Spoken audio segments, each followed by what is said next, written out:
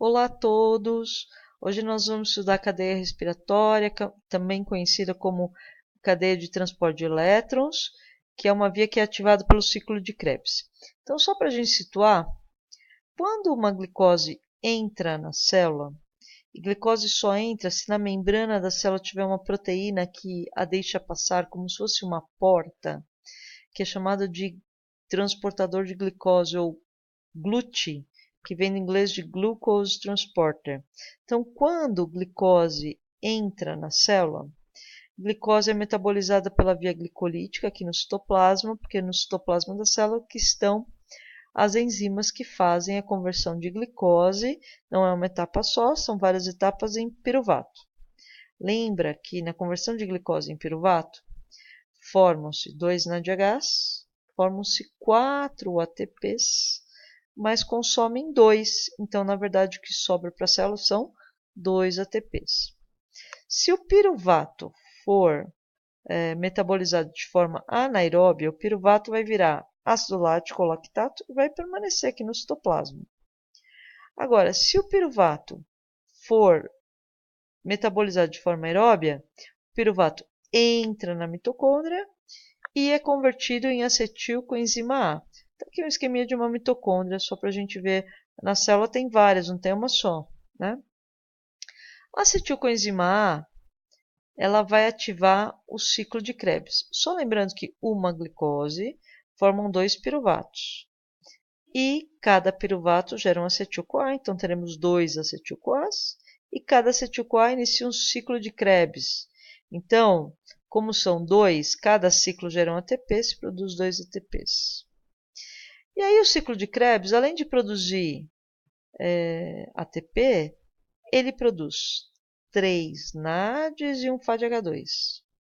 Cada ciclo, lembrando que são 2 acetil-CoAs, portanto vai ativar 2 ciclos. E aí então esses NADH e FADH2 vai estimular essa via que a gente vai ver hoje, que é a cadeia respiratória. Cada NAD, cada FAD estimula uma cadeia respiratória. Então, aqui são produzidos 3 NADs e um FAD cada ciclo. São 6 NADs e um FAD. Lembrando que na conversão da glicose já é produzido 2 NADs. Então, ao todo, são 8 NADs e 2 FADs ativando a cadeia respiratória, né? Então, nós vamos ver essa via. Então, aqui, só para lembrar, está aqui o ciclo de Krebs, isso aqui é o ciclo de Krebs, e nós temos o ciclo produzindo 2, 3 NADs e um FAD. Lembrando que o FAD, no seu mapa, ele não dá para saber onde é FAD, mas lembra que é sempre do succinato para o fumarato é que gera o FAD, ok? Então fica fácil de você decorar isso aí. Então, a cadeia respiratória é a etapa onde sintetiza-se mais ATP, é a via que consome NADH e FADH2 e é a via que consome oxigênio. Aonde o oxigênio é consumido na célula? Na mitocôndria. Em qual via metabólica? Na cadeia respiratória. E é nessa via metabólica que ocorre a síntese do ATP.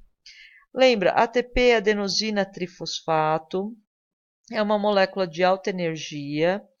Nós metabolizamos glicose, metabolizamos ácidos graxos, metabolizamos aminoácidos e estocamos a energia desse metabolismo para formar ATP. Então está aqui a reação de formação do ATP. Adenosina difosfato, ADP, reage com um fosfato formando ATP. Essa reação ocorre na glicólise, ocorre no ciclo de Krebs, não ATP, mas GTP, que a gente conversou que é a mesma coisa, no sentido de, são moléculas diferentes, mas que têm a mesma energia. Mas a via que mais forma ATP é essa que nós vamos estudar agora, que é a cadeia respiratória, tá bom?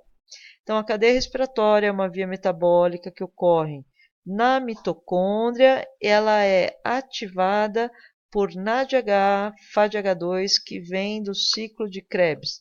Para que ela ocorra, tem que ter complexos enzimáticos. Esses complexos enzimáticos são chamados de citocromos.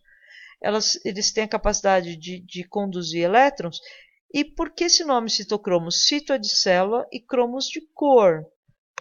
Cor na célula. Acontece que esses complexos enzimáticos, eles têm ferro e cobre na sua estrutura. E o ferro e cobre dão uma cor avermelhada, alaranjada.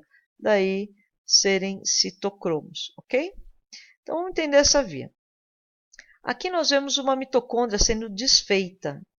Lembra que mitocôndria, nas células, toda célula nucleada tem mitocôndria. E a mitocôndria é uma organela bem pequena, que tem duas membranas, uma membrana externa e uma membrana interna toda invaginada, né? As enzimas, né, os complexos enzimáticos que fazem esta via, eles ficam localizados na membrana interna. Então, se nós pudéssemos dissolver a membrana, nós veríamos 4 complexos multienzimáticos citocrômicos e mais um que faz a síntese de ATP. Então, nós veríamos complexo citocromo 1, 2, 3, 4, mais a enzima que faz ATP, chamada ATP sintase. Ok? A membrana interna da mitocôndria não tem só uma ATP sintase, um complexo 1, 2, 3, 4. Tem milhares. Mas aqui a gente está representando a membrana interna. Aqui é a parte interna da mitocôndria, a matriz mitocondrial. E aqui o espaço intermembranas. E aqui teria a membrana externa, que é essa mais escurinha aqui, que não está aqui, né? Então, o que esses complexos fazem? Então, é assim, ó. Para ativar esse complexo enzimático 1, que está aqui em rosinha e está na membrana interna, quem ativa esse complexo é o NADH. Quando o NADH está ativado, quando o NADH está presente e ativa o complexo 1, o que o complexo 1 faz? Duas coisas. O complexo 1, ele transporta elétrons e ativa o complexo 3 direto. Além disso, ele deixa passar íons hidrogênios que estavam na matriz mitocondrial, que estava aqui dentro da mitocôndria, ó, para o espaço entre as membranas. Então, faz um acúmulo de íons hidrogênio aqui. Tá bom? Então, ó, o NADH ativa o complexo 1. O complexo 1 ativa direto o complexo 3. O que o complexo 3 faz? Deixa passar mais hidrogênios da matriz mitocondrial para o espaço entre membranas. Está aqui, ó, 4H+. Deixou passar mais hidrogênios. O que o complexo 3 faz? Ativa o complexo 4, que faz o quê? Que deixa passar mais hidrogênios da matriz mitocondrial para o espaço intermembranas. E é no complexo 4, quando ele é ativado, que meio oxigênio reage com hidrogênios e forma água. Então, aqui é que o oxigênio que nós respiramos, que faz parte do nosso sangue arterial, é consumido dentro da célula, dentro da mitocôndria. E o oxigênio, ele é transformado em água lá na mitocôndria. O oxigênio transforma em água, ok?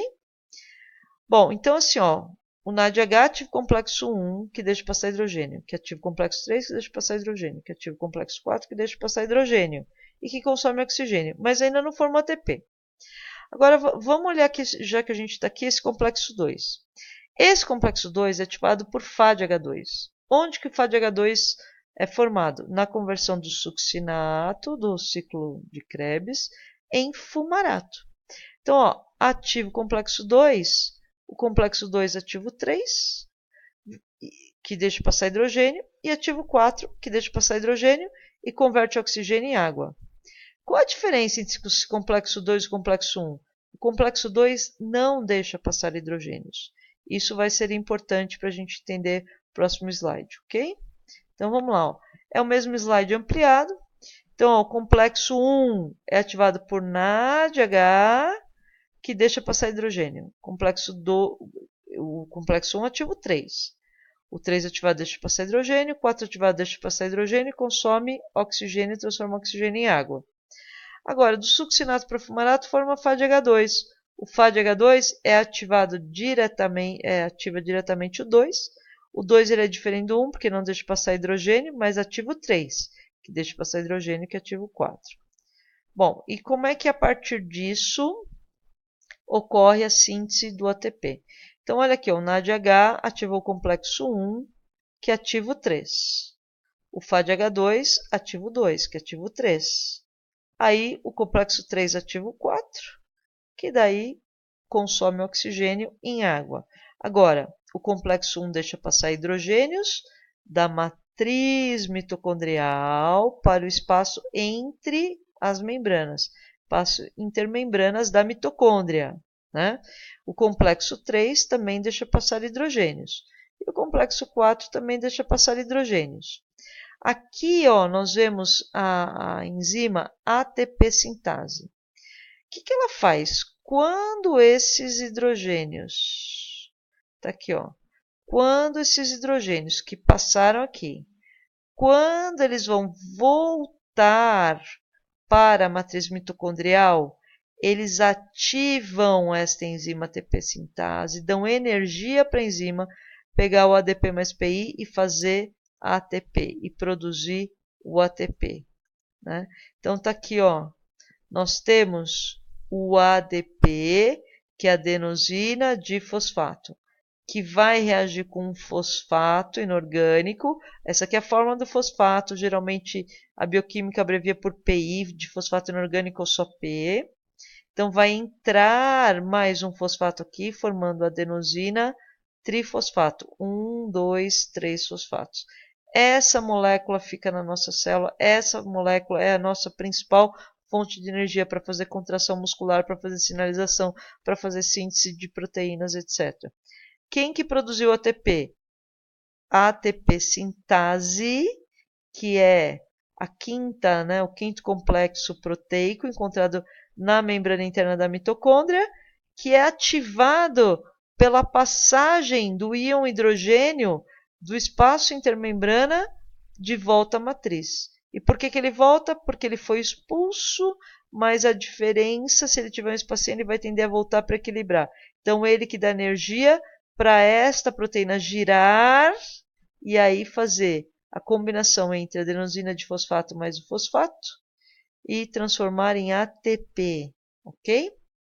Bom, acontece que quando a cadeia respiratória é ativada por NADH, é produzido 1 ATP, é produzido 2 ATPs, são produzidos 3 ATPs. Então, um NADH que ativa a cadeia respiratória produz, em média, 3 ATPs. Quando a cadeia respiratória é ativada por FAD, como o complexo 2 não deixa passar hidrogênio, só esses hidrogênios vão voltar e aí produz 2 ATPs. Então, esse processo multienzimático, ele vai produzir 3 ATPs quando ele, em média, né? Não é exatamente, mas é perto de 3, quando ele for ativado por NADH. E ele vai produzir 2 ATPs quando for ativado por FADH2.